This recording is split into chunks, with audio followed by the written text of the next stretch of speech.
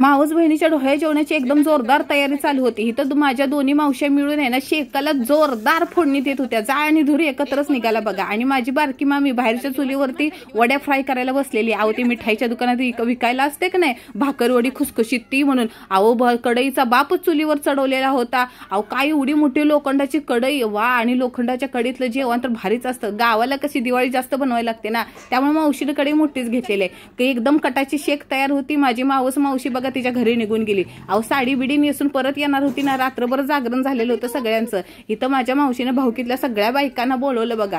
हीच तर आपल्या गावची खासियत असते बघा. कुठला पण कार्यक्रम असताना सगळ्या बायका मिळून मिसळून काम करत असतात. आजीबाई तर बघा किती एकाग्र मन करून करतात आहे काम. अहो हो हो म्हणता म्हणता करंजाचा पिंप पाक रिकामा झाला.